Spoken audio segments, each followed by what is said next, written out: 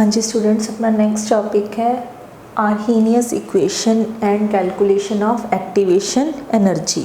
Arrhenius was a scientist which put forward the relationship between the rate constant and temperature T. So Arrhenius put forward an equation to study the relation between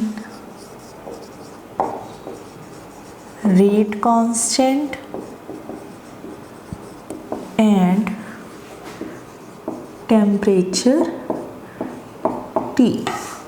तो उस equation ਨੂੰ ਅਸੀਂ ਕੀ ਕਹਿੰਦੇ ਆ, the equation is known as the equation is known as Arrhenius equation.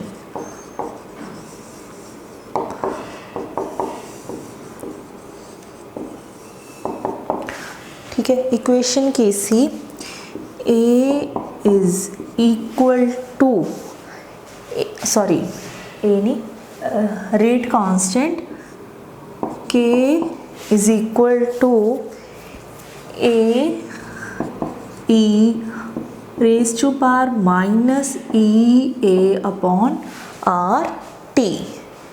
K is equal to A E minus E A upon R T, where K is your rate constant, A is another constant known as Arrhenius factor or frequency factor.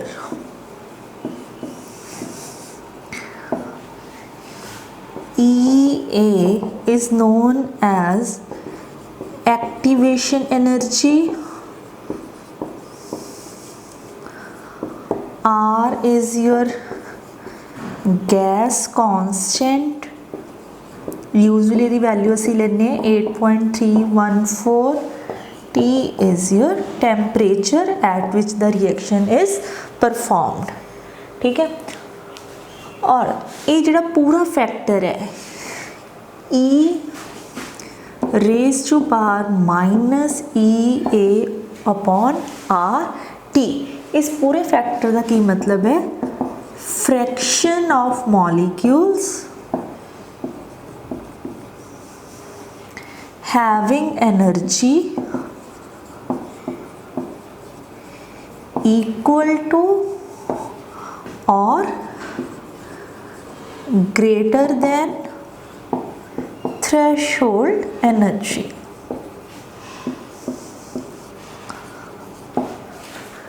ठीक है, तो ਆਪਾਂ previous lecture ਦੇ ਵਿੱਚ ਇਸ ਚੀਜ਼ ਨੂੰ discuss ਕੀਤਾ ਹੈ ਕਿ ਜਿੰਨੀਆਂ ਵੀ ਕੋਲੀਜ਼ਨਸ ਹੁੰਦੀਆਂ ਨੇ ਉਹ ਸਾਰੀਆਂ ਇਫੈਕਟਿਵ ਨਹੀਂ ਹੁੰਦੀਆਂ ਟੂ ਫਾਰਮ ਦਾ ਪ੍ਰੋਡਕਟਸ. ਉਹਨਾਂ ਦੇ ਵਿੱਚੋਂ ਕੁਝ ਕੁ ਫ੍ਰੈਕਸ਼ਨਸ ਆਫ ਕੋਲੀਜ਼ਨ ਮੀਨਸ ਕੁਝ ਕੁ ਮੋਲੀਕਿਊਲਸ ਹੀ ਇੱਦਾਂ ਦੇ ਹੁੰਦੇ ਨੇ ਜਿਨ੍ਹਾਂ ਕੋਲ ਇੱਕ ਮਿਨੀਮਮ ਅਮਾਊਂਟ ਦੀ એનર્ਜੀ ਹੁੰਦੀ ਹੈ.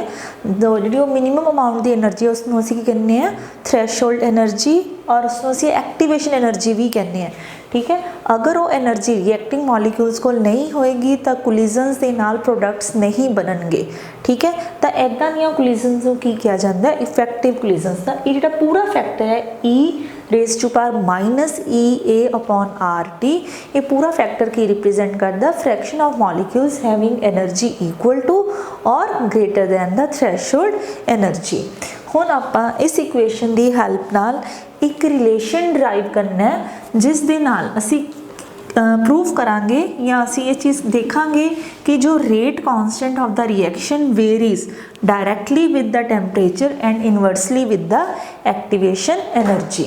तो हुण अगर असी इस इक्वेशन का लॉग ले लीए, taking log on both sides,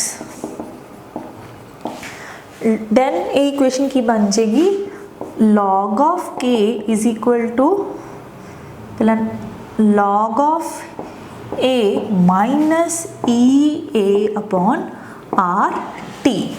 हुण अगर आप इसनों नैचुरल लॉग दे विच कन्वर्ट करना है तो एक ही बन सॉरी ये नैचुरल लॉग है 10 raise to power log convert करना है 2.303 log of k is equal to 2.303 log of a minus e a upon r t, dividing both sides by dividing both sides by 2.303 it will become log of k is equal to log of a divided by minus e a divided by 2.303 r t. So this is your final equation.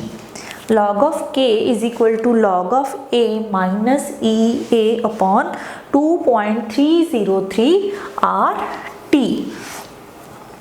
Now if we plot the graph between log of k and 1 upon t, देखो ये बेटा जोड़ा ए है जिसनों असी Arrhenius factor या frequency factor कहने हैं ये हरेक रिएक्शन लिए कॉन्स्टेंट होंदा है। हरेक पर्टिकुलर रिएक्शन का ये फ्रीक्वेंसी फैक्टर है उसकी एक डेफिनेट वैल्यू होंदी है जिहड़ी कि चेंज नहीं करती। ठीक है, एक्टिवेशन एनर्जी वो भी हरेक रिएक्शन की एक अपनी एक्टिवेशन एनर्जी होंदी है, then it is also constant. R is gas constant, तो वेरी की करेगा log of K and T. Now if we plot a graph between log of k and 1 upon t, log of k and 1 upon t, somewhat this type of graph is there। ठीक है, इस type का graph आता है। तो हम देखो इस ग्राफ तो साफ पता चलता है कि if we increase the temperature, if we increase the temperature, बेटा ये 1 upon t है ना कि t, if we increase the temperature the rate of reaction is becoming faster because as we increase the temperature the value of k goes on increasing। इत्थे देखो बेटा inverse नाल plot किया है तो इस करके log of k घट रहा है with the increase in t, but actual variation की आ जाती है if we increase the temperature the rate of reaction is becoming faster and faster. और ई ए नाल इसकी की वेरिएशन आएगी if we decrease the activation energy then the rate will become faster. तो तुसी सिर्फ इसनू याद रखना है, चाहे इनू इत्थे अलग लिख लो, वैल्यू ऑफ के goes on increasing by increase in temperature, ठीक है, and by decrease in EA। what is EA? activation energy or you can say threshold energy। जिन्नी असी एक्टिवेशन एनर्जी नू घटा दांगे उन्नी रिएक्शन फास्ट हो जाएगी, क्योंकि अगर के वधदा है तो रिएक्शन फास्ट होंदी है, या जिन्ना सी टैंपरेचर नू इनक्रीज कर देंगे उन्नी रिएक्शन की है फास्ट हो जाएगी। Means rate of reaction varies directly with temperature but inversely with the activation energy. Clear हो गया बेटा? This is your Arrhenius equation and this equation is used for the calculation of activation energy which is required for solving the numericals। तो numerical solve करने ਲਈ ਅਸੀਂ इस equation ਨੂੰ ही use ਕਰਦੇ ਹਾਂ। मान लो कि ਅਸੀਂ कोई reaction ਕੀਤੀ है और उस दे विच साडा जो temperature है वो T1 है, तो at temperature T1 log of K1 will be equal to log of A minus E A upon R T one की बन जाएगा log of K1 is equal to log of A minus E A upon R T one.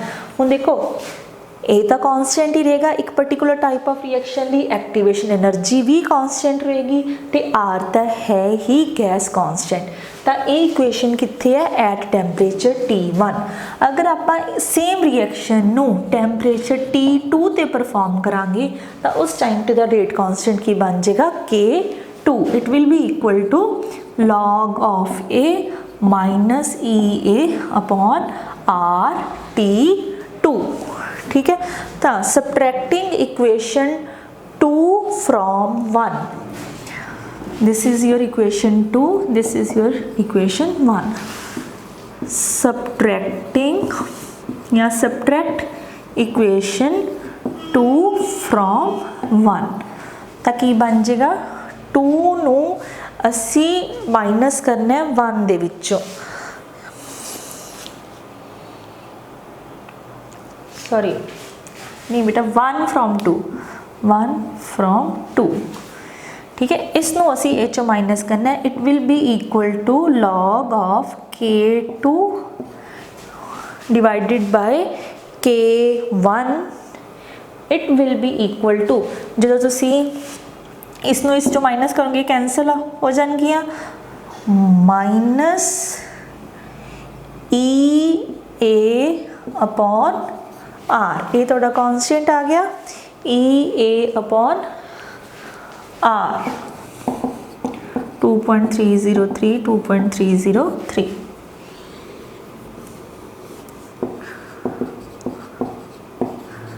Brackets की आ जाएगा 1 upon T2 minus 1 upon T1। log of K2 upon K1 will be equal to minus EA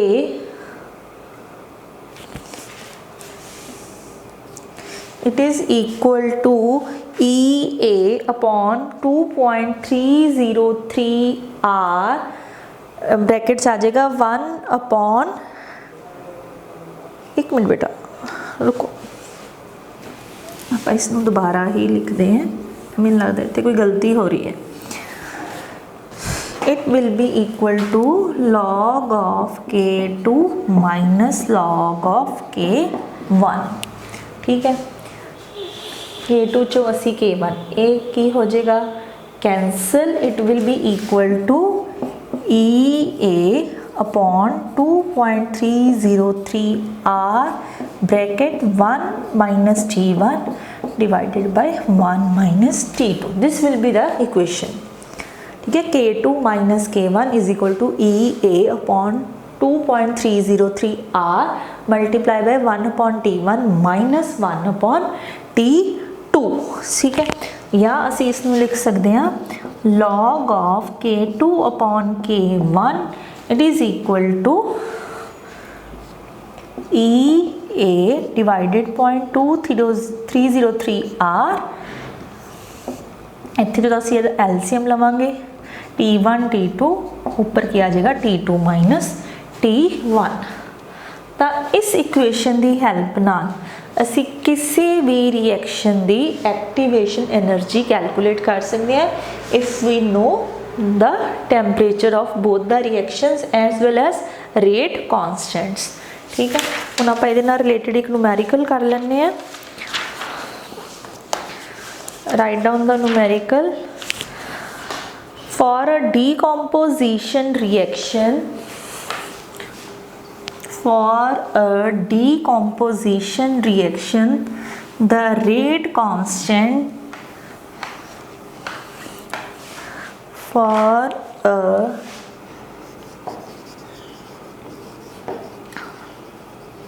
decomposition reaction, the rate constants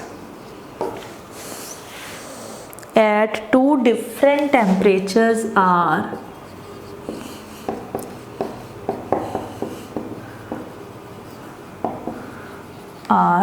K1 is equal to 2.15 into 10 raised to power minus 8 second inverse at T1 is equal to 650 Kelvin and K2 is equal to 2.39 into 10 raised to power minus 7 second inverse at T2 is equal to 700 Kelvin.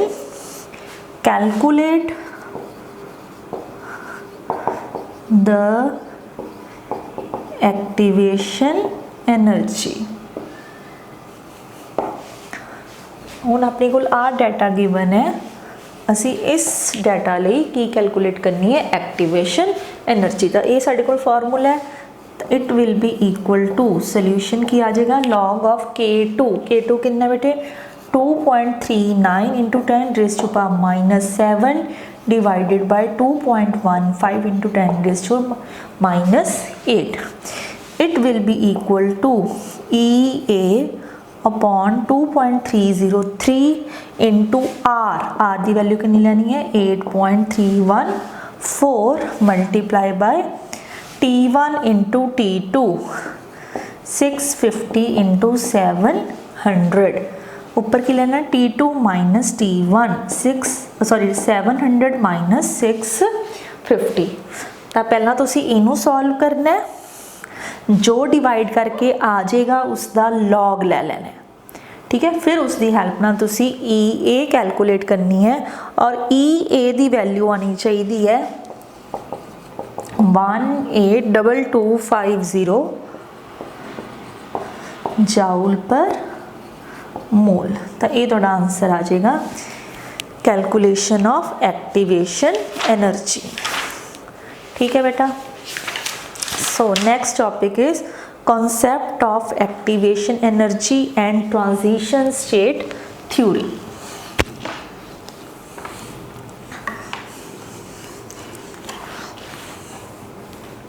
हाँ जी, हुण activation energy की है। हाँ जी, तुसी सारिਆਂ ने बेटा daily life दे विच fuels नूं burn हुंदे देखिया, बहुत सारे फ्यूल्स ने जिहड़े असीं बर्न करते हैं, ठीक है। चाहे वो वुड की फॉर्म च है, कोल की फॉर्म दे विच है, चारकोल की फॉर्म दे विच है, LPG है, कैरोसिन ऑयल है, कुछ भी हो सकता है, ठीक है। बहुत तरह के फ्यूल्स असीं डेली लाइफ दे विच यूज़ करते हैं, ठीक है। सारे जिहड़े फ्यूल्स ने उन्हां दीयां रिएक्शनस की हुंदियां ने, सॉरी एक्सोथर्मिक रिएक्शन। तो टॉपिक की है अपना concept of activation energy and transition state theory.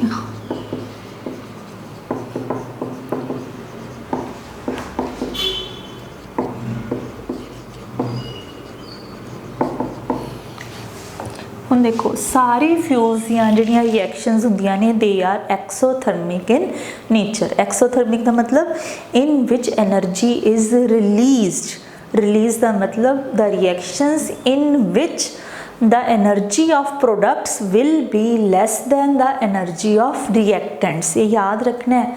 देखो किसी भी चीज़ तो कुछ बनता पिया, उस दे बनन दे दौरान जिहड़ी एनर्जी है वो एटमोसफेयर दे विच रिलीज़ होगी, तो वो रिलीज़ तां ही होएगी अगर वो एनर्जी रिएक्टेंट्स चों निकलेगी।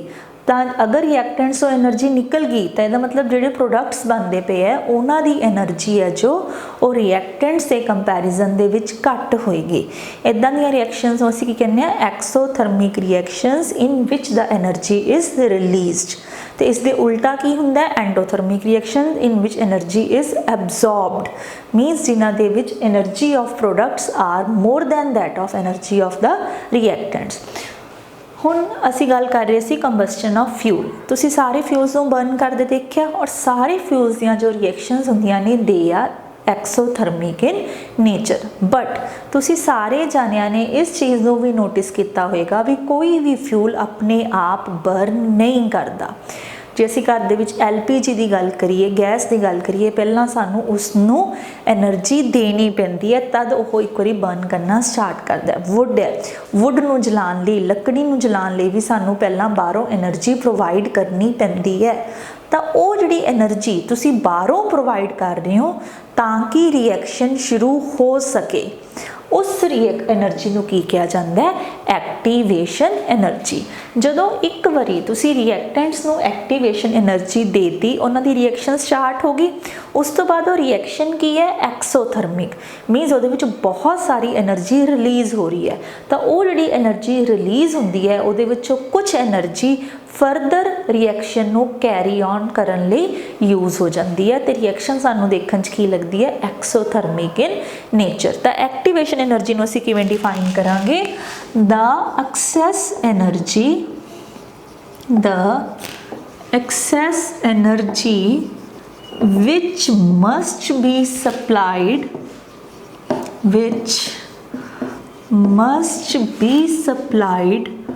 to the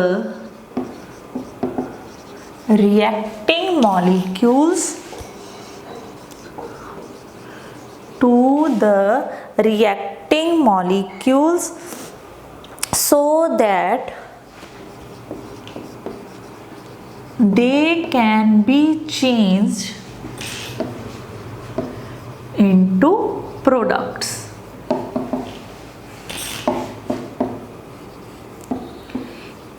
जिहड़ी एक्सैस एनर्जी रिएक्टेंट मॉलीक्यूल्स नूं चाहीदी हुंदी है, बेटे जिहड़ी ये एक्सैस एनर्जी ये किहड़ी एनर्जी है, एक तो मॉलीक्यूल्स कोल अपनी एनर्जी है जिसनूं की कहा जाता है एवरेज काइनैटिक एनर्जी, बट उस तो ज़्यादा जिहड़ी एक्सैस एनर्जी चाहिदी है, जिहड़ी सानू रिएक्टिंग मॉलीक्यूल्स नूं देनी पैंदी है ताकि वो प्रोडक्ट्स दे विच चेंज हो सकन, दैट एनर्जी इज़ नोन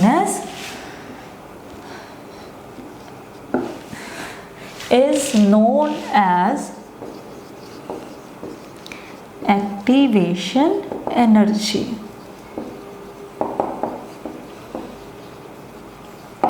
तो इत्थों तुहानूं इस चीज़ की भी समझ आ गई होएगी, या असीं इहनूं लिख सकते हैं एक्टिवेशन एनर्जी एक किस चीज़ के बराबर होएगी, जो एक मिनिमम एनर्जी रिक्वायर्ड है, that is your threshold energy minus average kinetic energy of reacting molecules. ठीक है, हुण अगर किसी रिएक्शन की एक्टिवेशन एनर्जी ज़्यादा है तो रिएक्शन की होएगी स्लो, अगर एक्टिवेशन एनर्जी घट है तो रिएक्शन की होएगी फास्ट। ठीक है, हुण ये एक्टिवेशन एनर्जी का कॉन्सैप्ट तो हो गया तुहाडा clear, excess amount of energy which must be supplied to the reacting molecules so that they can be changed into products is known as activation energy. हुण आ गया थोड़ा ट्रांजिशन स्टेट थ्योरी, और यू कैन से इनू intermediate state theory भी कहा जाता है, इनू एक्टिवेटेड कॉम्पलैक्स स्टेट भी कहा जाता है। हुण एक्चुअल दे विच की हुंदा है, जदों रिएक्टिंग मॉलिक्यूल्स आपस दे विच कोलाइड करते हैं, बट उस कोलिजन के दौरान उन्हां कोल एक्टिवेशन एनर्जी हैगी है। ठीक है, मीनस जिहड़ी एक्सैस एनर्जी चाहिदी सी रिएक्टेंट मॉलिक्यूल्स नूं वो असीं दे चुके हैं। ठीक है, तो हुण उन्हां दियां आपस दे विच की हो रही ने बेटा, कोलिजन्स।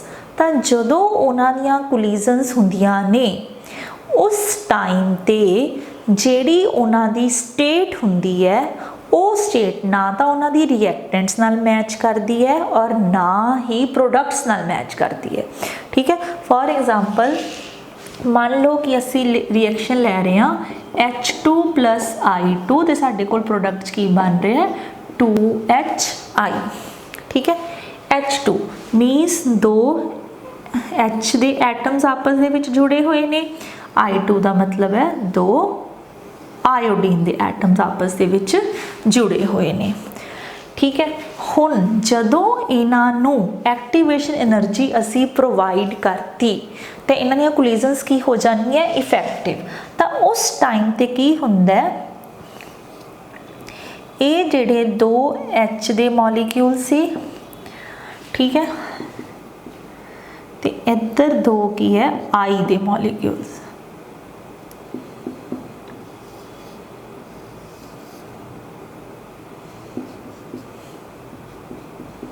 तो इन्हां दे विच एक स्टेट बनती है, this state is known as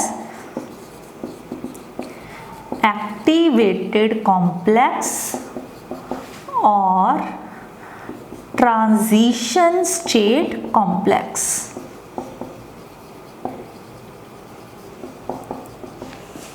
ठीक है, तो हुण इत्थे जे तुसीं ध्यान नाल नोटिस करो हो की रहा है, 2H दे विच जिहड़ी बॉन्ड है वो ब्रेक हो रही है, 2 आयोडीन दे एटम्स जिहड़ी बॉन्ड है वो भी ब्रेक हो रही है, बट नाल दी नाल H ते I दे विच बॉन्ड बननी भी शुरू हो चुकी है। तो ये जिहड़ा कॉम्पलैक्स हुंदा बेटा ये बहुत थोड़े टाइम लई बनदा है और अल्टीमेटली ये ब्रेक होके की बना दिंदा है प्रोडक्ट्स। तक की हो जाता है, इस टाइप की बॉन्ड्स है जिहड़ियां वो बन जांदियां ने लाइक दिस। तो ये की बन गया 2HI। This complex is known as transition state complex या एक्टिवेटेड कॉम्प्लेक्स। तो इस दे बनन नाल ही जो रिएक्टेंट्स ने वो कादे विच कन्वर्ट हो जाते हैं प्रोडक्ट्स दे विच। ठीक है, तो इत्थों तुहानूं ये भी चीज़ क्लीयर है कि एक्टिवेशन एनर्जी है वो किसी रिएक्शन की जिन्नी घट होएगी उन्नी रिएक्शन की हो जाएगी फास्ट। फॉर एग्जाम्पल जे असीं इहनूं ग्राफ की फॉर्म च रिप्रेजेंट करना होवे, देखो मान लो कि तुहाडे कोल रिएक्टेंट्स ने, रिएक्टेंट्स कोल कुछ आ वाली एनर्जी है। ठीक है, इधर असीं की प्लॉट कर रहे हैं एनर्जी। ठीक है, तो इधर असीं की प्लॉट कर रहे हैं प्रोग्रेस ऑफ रिएक्शन। ये एनर्जी किसदी है, रिएक्टेंट्स दी, बट इन्हां ने प्रोडक्ट्स तक पहुँचना है, ये एनर्जी की दी है प्रोडक्ट्स दी। क्योंकि देखो मैं तुहानूं कहा कि जिहड़ी कंबस्टन ऑफ फ्यूल है किहड़ी रिएक्शन है, एक्सोथर्मिक। तो प्रोडक्ट्स की जो एनर्जी और रिएक्टेंट्स की एनर्जी नालों हमेशा घट होएगी, बट एनर्जी ऑफ रिएक्टेंट्स ने इत्थे तक पहुँचना है, इत्थे तक, बट इत्थे तक पहुँचण लई उन्होंने कहा बैरीयर क्रॉस करना पैंदा है। यही जो एक्सट्रा एनर्जी है जिहड़ी कि इन्हां नूं चाहीदी है ताकि वो प्रोडक्ट्स च बदल सकन, ये जिहड़ा एनर्जी है this is known as your activation energy EA। जदों असी रिएक्टेंट्स नूं ये वाली एनर्जी दे दांगे तो इत्थे जिहड़ी स्टेट बनती है that is your transition state और you can say activated complex. तो वो कॉम्पलैक्स फिर अल्टीमेटली काहदे च चेंज हो जाता है, प्रोडक्ट्स दे विच। ठीक है, तो जे किसी रिएक्शन की एक्टिवेशन एनर्जी घट होएगी तो रिएक्शन की होएगी फास्ट, अगर वो एक्टिवेशन एनर्जी ज़्यादा होएगी तो रिएक्शन की होएगी स्लो। जिमें कि अगर असी नाइट्रोजन ऑक्साइड नूं नाइट्रोजन डाईऑक्साइड चेंज करना होवे तो ये रिएक्शन बहुत की हुंदी है फास्ट। तो सिमिलरली जे असी कार्बन मोनोऑक्साइड नूं कार्बन डाईऑक्साइड चेंज करना होवे तो ये रिएक्शन की हुंदी है स्लो। तो उहदा रीजन की है, देखो देखण च बिल्कुल सिमिलर रिएक्शन ने, 1 oxygen half half dioxide dioxide, but carbon monoxide वाली रिएक्शन के जिहड़ा रेट है वो स्लो है तो नाइट्रोजन ऑक्साइड का फास्ट है। उहदा रीजन की है कि activation energy for the carbon monoxide is very much higher than that of the activation energy required for the nitrogen oxide to nitrogen dioxide. तो it means activation energy decide करती है कि rate of reaction है जो slow होएगा या fast होएगा। ठीक है, तो उस तो बाद जो लास्ट टॉपिक है that is your effect of catalyst on the reaction rate. तो कैटलिस्ट की हुंदा है, कैटलिस्ट बारे आप +1 दे विच भी थोड़ा जा जानते हैं कि catalyst is a chemical substance which usually increases the rate of reaction. ठीक है, नेक्स्ट टॉपिक है effect of catalyst on the rate of a reaction.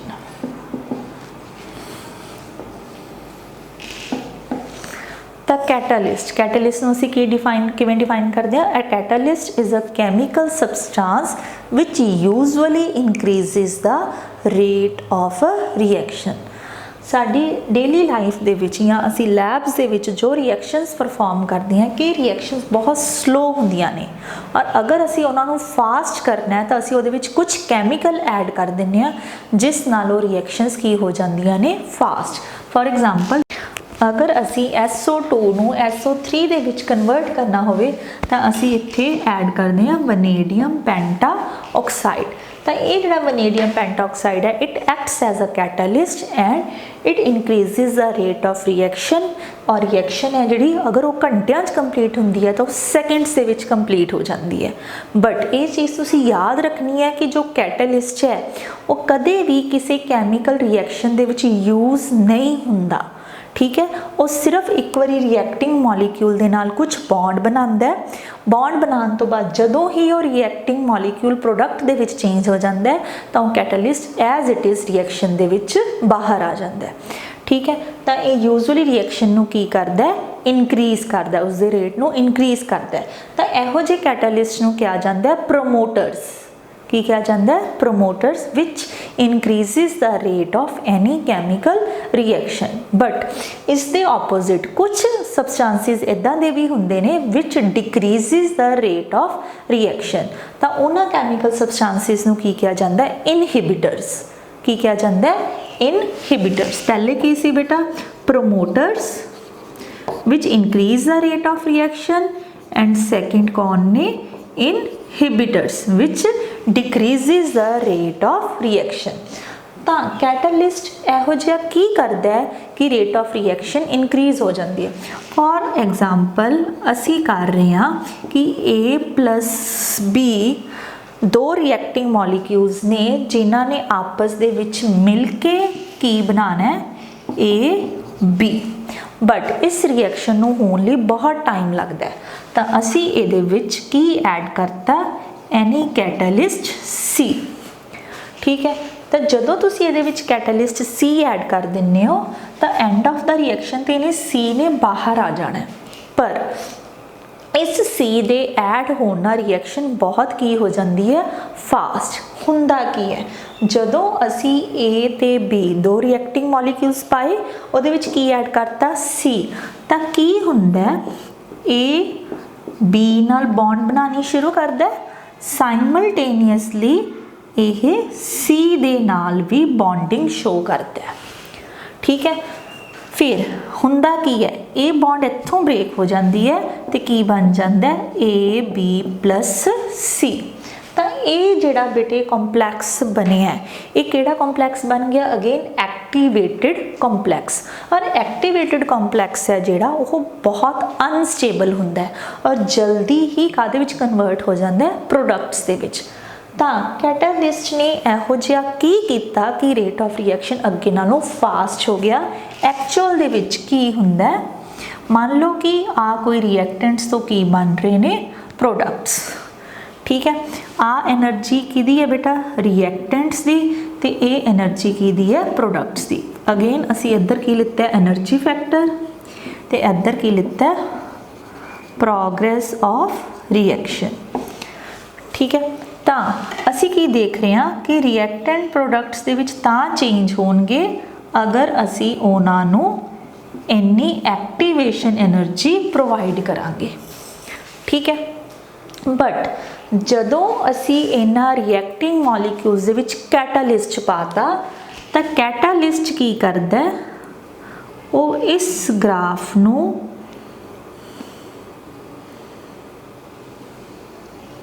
कुछ इस टाइप दे नाल चेंज कर दिंदा है। ठीक है, तो हुण देखो जदों तुसी कैटालिस्ट ऐड किया तो एक्टिवेशन एनर्जी कितनी रह गई सिर्फ इन्नी EA'। तो कैटालिस्ट का मेन परपज़ की सी कि it lowers down the amount of activation energy. और ये चीज़ आप पहले ही डिस्कस की है कि किसी रिएक्शन की जिन्नी एक्टिवेशन एनर्जी घट जाएगी उन्नी ही वो रिएक्शन की हो जाएगी फास्ट। तो एक बारी इन्हें इसकी एक्टिवेशन एनर्जी डिक्रीज़ करती तो रिएक्टेंट्स काहदे च कन्वर्ट हो गए प्रोडक्ट्स दे विच ते नाल दी नाल जो कैटलिस्ट है वो एज इट इज़ बाहर आ जाएगा जस्ट लाइक दिस। ठीक है। तो ये सीगा role of catalyst in increasing the rate of reaction. ਇਹੋ ਜਿਹੇ कैटलिस्ट ਨੂੰ ਕੀ ਕਿਹਾ ਜਾਂਦਾ ਹੈ? ਪ੍ਰੋਮੋਟਰਸ। ਤੇ ਜਿਹੜੇ रेट ऑफ रिएक्शन ਨੂੰ डिक्रीज करते ਉਹਨਾਂ ਨੂੰ ਕੀ ਕਵਾਂਗੇ? ਇਨਹਿਬਿਟਰਸ। और ये चीज़ याद रखनी है कि कैटलिस्ट रिएक्टिंग मॉलिक्यूल्स ਦੇ ਨਾਲ कैमिकली रिएक्ट नहीं करता, सिर्फ ये एक बॉन्ड बनाता है कुछ टाइम लिए तो अल्टीमेटली बाहर आ जाता है।